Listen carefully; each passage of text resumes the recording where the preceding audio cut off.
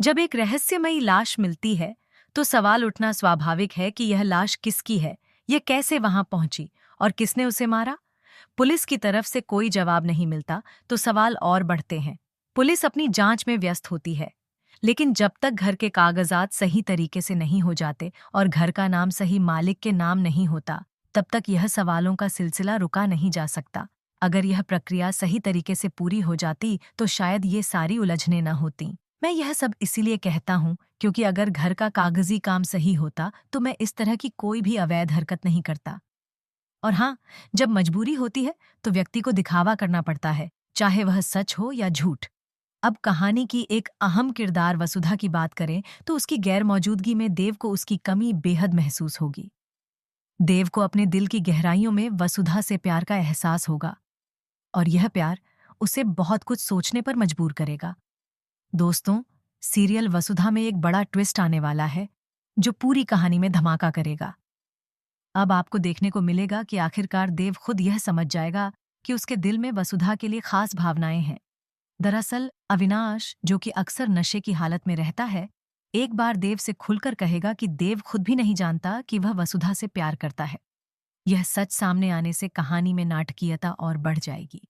दूसरी ओर वसुधा के पिता, जो एक कठोर और पारंपरिक सोच वाले इंसान हैं, बार बार वसुधा को यह कहते हुए सुनाते हैं कि देव से दूर रहना ही उसके लिए बेहतर होगा। वे कहते हैं कि देव उनके मालिक हैं और वे उनके नौकर हैं, इसलिए देव से दोस्ती करना या उनके करीब आना उनके लिए पाप होगा। वे यह बात बार बार दोहराते हैं ताकि वसुधा देव से दूरी बनाए रखे। वहीं वसुधा ने तय कर लिया है कि वह अब देव के सामने नहीं जाएगी, वह उसकी नजदीकियों से खुद को बचाएगी। लेकिन कहानी में ट्विस्ट यह है कि मेघा भी देव से प्यार करने लगती है, भले ही उसके इरादे चौहान परिवार को बर्बाद करने के हों। मेघा का यह प्यार सच भी हो सकता है या सिर्फ एक चाल हो, यह आने वाला समय बताएगा। दूसरी ओर करिश्मा, जो मेघा को अच्छी तरह जानती है, बार बार उसे चेतावनी देती है कि अगर मेघा परिवार को नुकसान पहुंचाएगी या देव को कुछ हुआ, तो वह उसका सच सबके सामने ला देगी। मेघा, जो वसुधा को देव के करीब होते देख चिढ़ती है, अब उसकी हत्या करने की सोचने लगती है। इस वजह से कहानी में एक बड़ा खतरा उत्पन्न हो जाता है। लेकिन अब देव को भी एहसास होने वाला है कि वह वसुधा से सच में प्यार करता है।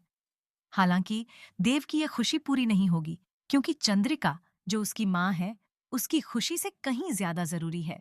देव की माँ की खुशहाली उसके लिए सबसे बड़ी प्राथमिकता है। देव अब मेघा को चेतावनी देगा और वसुधा से भी खुले दिल से बात करेगा।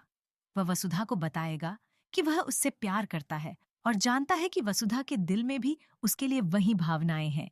लेकिन वसुधा अपने दिल की बात किसी भी तरह जाहिर नहीं कर सकती, क्योंकि वह देव को अपना भाई मानती है और उसे देवता की तरह पूजती है।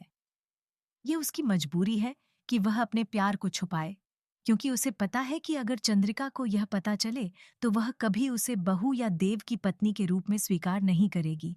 पर कहानी में अब एक नया मोड़ आने वाला है, क्योंकि वसुधा यह सोचने लगती है कि अगर उसका पति साथ है, तो परिवार की नाराजगी कोई मायने नहीं रखती। वह अपने प्यार के लिए लड़ने की ठान लेती है। देव भी वसुधा से अपने दिल की बात कहेगा और उसे भरोसा दिलाएगा कि वह पूरी ताकत से उनके प्यार के लिए लड़ जाएगा, चाहे परिवार कितनी भी मुश्किलें खड़ी करे। अब देखना दिलचस्प होगा कि देव और वसुधा अपने प्यार को लेकर कितना संघर्ष करेंगे। क्या चंद्रिका सच के सामने झुकेगी या अपनी सोच पर अड़ी रहेगी? क्या वह देव की शादी मेघा जैसे लड़की से करवा देगी, जो परिवार के लिए खतरा बन सकती है? या फिर वसुधा और देव अपने प्यार को जीताने में कामयाब होंगे? यह सब कुछ आने वाले दिनों में सीरियल के धमाकेदार ट्विस्ट में देखने को मिलेगा। तो आप कितना एक्साइटेड हैं? क्या आप चाहते हैं कि वसुधा और देव की जोड़ी बने और चंद्रिका की मनमानी सफल ना हो? हमें जरूर कमेंट में बताएं और इस कहानी को शेयर करें। ऐसे ही टीवी के लेटेस्ट अपडेट्स के लिए चैनल को सब्सक्राइब करना ना भूलें।